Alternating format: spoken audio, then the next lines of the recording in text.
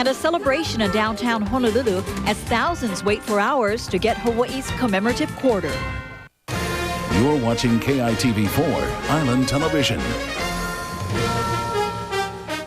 This is your Island Television News at 10. Good evening. Thanks for joining us. I'm Sean Ching. And I'm Paula Akana. After a busy day, Barack Obama is back in Chicago. Tonight, the president-elect arrived at O'Hare Airport. Then a motorcade took him away. Now, earlier today, Obama met privately with President Bush for nearly 2 hours as the current administration prepares to make way for the new one. Lori Kinney has our top story. It was an historic photo op in a season full of such moments. President Bush and President-elect Obama strolling to the Oval Office for private talks ahead of the upcoming transfer of power. I don't think any of us can understand what it's like for two people who are now going to be in a very small club. President Bush has said the two would discuss the economy and Iraq. Meantime, Michelle Obama got a tour of the White House residence from First Lady Laura Bush. On their agenda, how they will make their life here and how they will make the house a home. Among other things, Mrs. Obama was to see the bedrooms used by past presidents' children.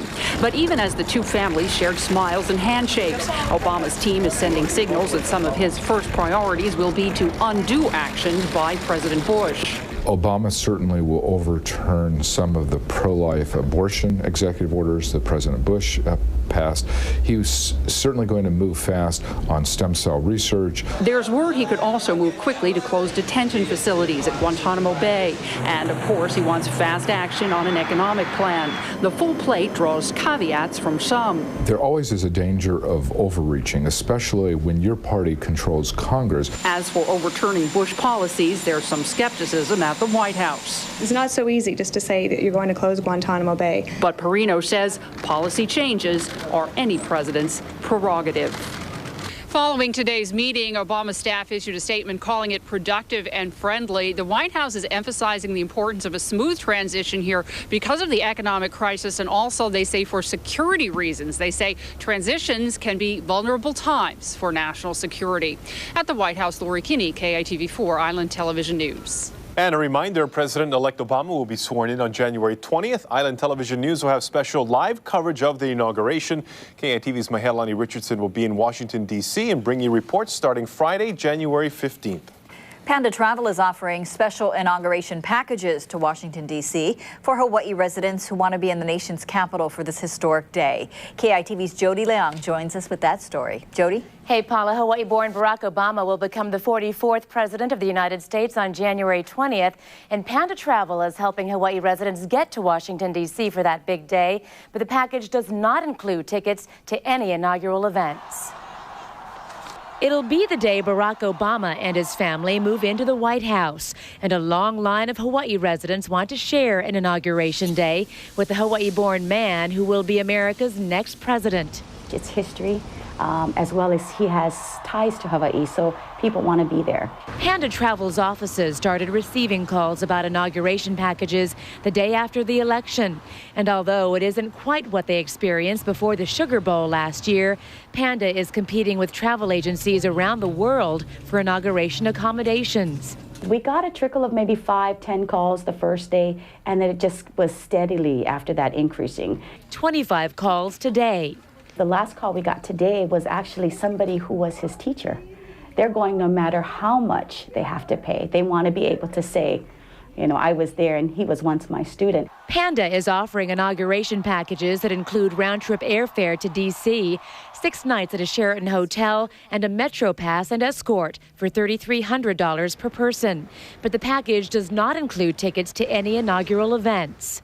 Whether it's the inaugural ball or the speech, but they can still participate in some of the free activities like the parade, and just to be a part of history, to be there in Washington, D.C.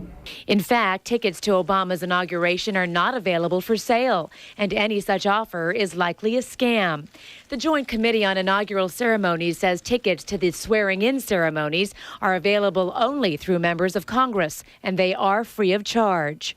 So again, any website or ticket outlet claiming to be selling tickets to the inaugural swearing-in, they're not legitimate. But if you are interested in Panda Travel's package to Washington, D.C., go to pandaonline.com for more information. Jody Leon, KITV4 Island Television News. 2 hikers are safe tonight after they were rescued from a trail that's closed to the public. Honolulu firefighters picked them up from the Stairway to Heaven in the Ko'olau mountain range around 11 this morning. KITV's Shane Enright was there.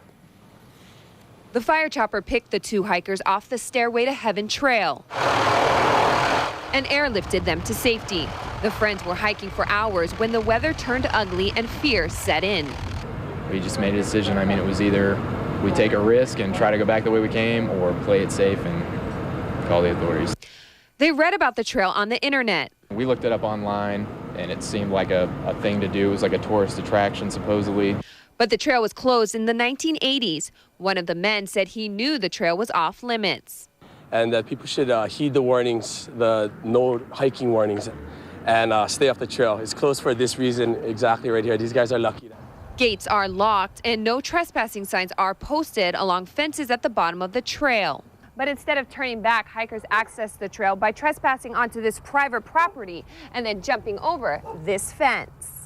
The city posts a security guard at the trailhead, but hikers are still finding a way on. They just come up here all kinds of times, causing ruckus, annoying the dogs, and then the dogs bark at all kinds of times and wake me and my family up.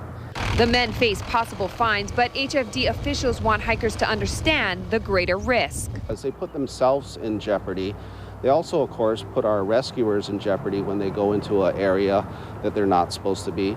And as well, it takes resources away from our availability to respond to other people that have emergencies. Reporting from Kaneohe, Shane Enright, KITV4 Island Television News.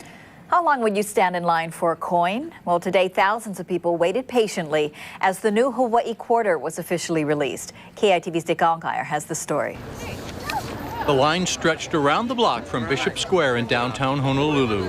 They waited for hours to get the new Hawaii commemorative quarter.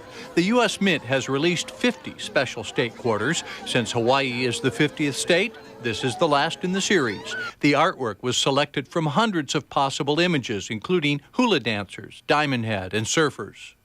But the image of King Kamehameha reaching out to the 8 major Hawaiian islands captures one of the basic principles of your state and of our country, and that principle is unity. When Americans pull this coin out of their pockets, they will think of Hawaii.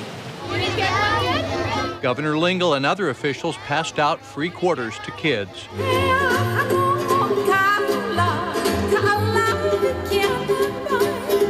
And then those who had waited in line since early this morning were allowed to finally buy up to 5 rolls.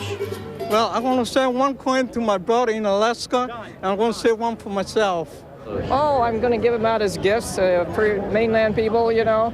We're hot off the press, right? Yep. If you didn't get one here at this event, don't worry. They're available at all banks and credit unions, and they say they're making 520 million of the quarters. Dick Allgaier, KITV4 Island Television News. Some eager folks down there waiting to get the coins. Hours. And you can, so if you wanted them, you could go tomorrow to the bank or the credit union and get your own Except quarters. I think right? they're closed tomorrow.